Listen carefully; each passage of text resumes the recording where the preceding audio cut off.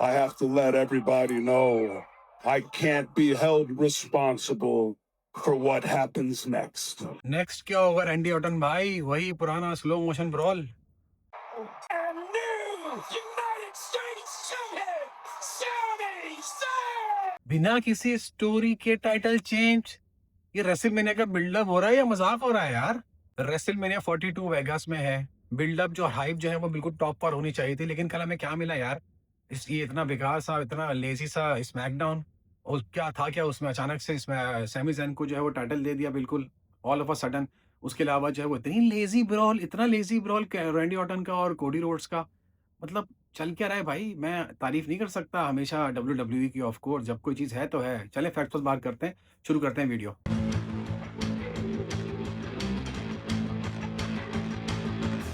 अस्सलाम वालेकुम, आप लोग देख रहे हैं डब्ल्यूडब्ल्यूई अड्डा। आप सबको बहुत-बहुत वेलकम है।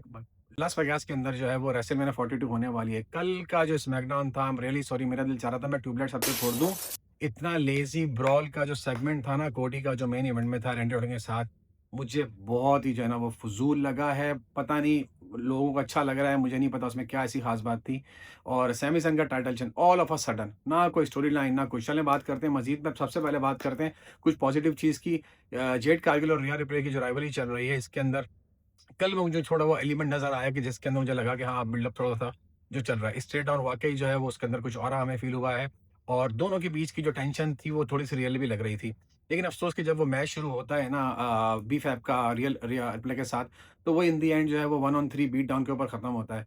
तो उसके बाद जो है ना वो रिया रिप्ले अपना थोड़ा-सा पावर हाउस का जो एक इनका पर्सोना बना हुआ, मुझे लगता है लूज़ कर रही है। डब्ल्यूडब्ल्यूई थोड़ा देखो, रिया को थोड़ा स्ट्रॉन्ग दिखाओ। This is the second time you are showing her week. तो एनीवेज़, और इसमें थोड़ा-सा इनसाइड न्यूज़ इन दोनों के बारे में ये पढ़ी गई है। ये खबर है कि जेड और रिया की जो है ना, एक तो आप देखें सोशल मीडिया पर जो है वो इनकी पॉलिटिकिंग चल रही है। दोनों को एक-दूसरे के ट्विटर के ऊपर जो है वो थोड़ी-सी सोशल मीडिया वॉर चल रही है। कुछ लोग कह रहे हैं कि ये जो है वो part of the story line है, कुछ कह रहे हैं कि इट्स रियल। बैक स्टेज पे जो है लेकिन थोड़ी-सी इनकी गरमा-गर्मी चल रही है। ऐसा बिल्कुल न्यूज़ के अंदर है और वो महसूस भी होती है। तो देखते हैं कि आगे इसमें क्या जो है डेवलपमेंट मज़ीद होती है। अच्छा, अब आते हैं शो के सबसे बड़े फ्लॉप सेगमेंट की तरफ। मैं फ्लॉप कह रहा हूँ, वाक़ई मेरी नज़र में फ्लॉप बहुत ही लेज़ी था। कोडी और रैंडी ऑर्टन की जो ब्रॉल था, ऐसा लग रहा था कि वो कोई रिहर्सल कर रहे हैं यार। आपको तो मतलब एक इंटरनेट पर लिख रहे हैं लोग एपिक है। भाई कहाँ से एपिक हो गया ये? इतना मतलब ऐसा लग रहा था स्लो मोशन में रिहर्सल कर रहे हैं दोनों यार। रैंडी ऑर्टन कहते हैं कि I can't be held responsible for what happens next. Oh भाई, अगर नेक्स्ट ऐसा ही ठंडा और बोरिंग ब्रॉल होना है ना, तो बेहतर है कि जो आपकी जो वॉइसेज़ है ना उसको थोड़ा-सा स्लो कर दें, ठीक है ना? ना कोई इंटेंसिटी थी, ना कोई फायर था। अरे रेसलमेनिया की हेडलाइन करने वाले हो तुम लोग यार। अगर ऐसे लड़ेंगे जैसे जिम में जो है ना वो वार्म अप कर रहे हैं, तो भाई वेगास में स्टेडियम सोल्ड आउट नहीं कर पाओगे, पहले ही बता रहा हूँ मैं। It was really lazy, plain and so simple segment. मुझे ऐसा लगता है कि ये बस एक फिलर था। जैसे फिलर होते हैं ना मिड कार्डर्स के बीच में, मुझे इनका मेन इवेंट सेगमेंट फिलर लगा था। अच्छा, इसके बारे में थोड़ी-सी इनसाइड न्यूज़ ये है कि ट्रिपल एच और टीकेओ मैनेजमेंट है ना, वो चाहती है कि कोडी और रैंडी जो है वो स्ट्रिक्ट नो कॉन्टैक्ट ऑर्डर दिए गए हैं बिहाइंड द सीन इन दोनों को बैक स्टेज के ऊपर, क्योंकि अब वेगास की प्रोडक्शन ने जो और मार्केटिंग ने ना इनके ऊपर मिलियंस लगा चुकी हैं और वो किसी भी कीमत पर ना अपने मेन इवेंटर्स को इंजर्ड नहीं देखना चाहते।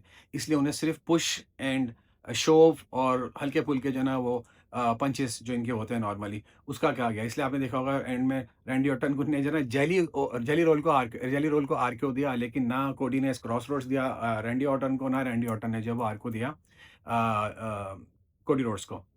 तो ये थोड़ा कुछ बैक स्टेज के अंदर न्यूज़ है कि ये वजह हो सकती है इस लेज़ी सेगमेंट की। बट अगेन आप ठंडा कर रहे हैं माहौल को। और इस सैमी ज़ैन का यूएस टाइटल जीतना, ओ भाई ये क्या था? सैमी ने ट्रिक विलियम को जो पहले जो है वो पंच दिया बैक स्टेज पे, आप लोगों ने देखा होगा। पहले उनको स्पॉट ही नहीं मिला था मेनिया के अंदर। उन्होंने कहा कि नहीं, मेरे पास एक रास्ता है, और वो रास्ता आप लोगों ने देख लिया क्या रास्ता था। लगता है कि आई थिंक एक रैंडम से स्मैकडाउन में जो है ना वो आपने इनको जो है ना टाइटल चेंज करा दिया। ये बिल्कुल वही चीप बुकिंग है जिससे जिसे एटलीस्ट मैं जो है ना वो डिसएग्री करता हूँ। जब मैं एईडब्ल्यू की बात करता हूँ शॉक वैल्यू की, तो ये एक शॉक वैल्यू ही थी मेरे हिसाब से, इससे ज़्यादा और कुछ भी नहीं था इसके अंदर। अच्छा भला मोमेंटम बना हुआ था कैमिलो हेस का और इलाजा डर्नोव की राइवलरी का। अभी तक मुझे एंड नज़र नहीं आया इनका। मेरे हिसाब से वो बेटर था कि उनको रिटेन करवाते, लेकिन एनीवेज़ शायद इनसाइड न्यूज़ ये भी है कि सैमी ज़ैन को चूँकि पिछले महीने में कोई स्पॉट नहीं मिला था, इसलिए इनको रेसलमेनिया के कार्ड में जो है वो शामिल करने के लिए यूएस टाइटल दिया था। और अगर आपने मेरी एक वीडियो देखी हो जिसमें मैंने कहा था कि सैमी ज़ैन जो है वो डब्ल्यूडब्ल्यूई की बुकिंग से जो है वो खुश नहीं है, और उनका जब कॉन्ट्रैक्ट एंड होगा तो वो कंसीडर करेंगे शायद रिन्यू ना करें। तो ये कुछ रीज़न ज़रूर हो सकती हैं, बिकॉज़ समी ज़ैन जो है वो एक एसेट तो हैं डब्ल्यूडब्ल्यूई के लिए। आपने देखा उनको, उनकी बहुत सारी स्टोरी लाइन्स, स्पेशली जो ब्लड लाइन थी और केविन ओवन के साथ जो उनकी टैग टीम थी, उसके अंदर उन्होंने बहुत ज़बरदस्त मैचेस दिए हैं, 5 स्टार मैचेस दिए हैं और काफ़ी एंगेज रखा है क्राउड को।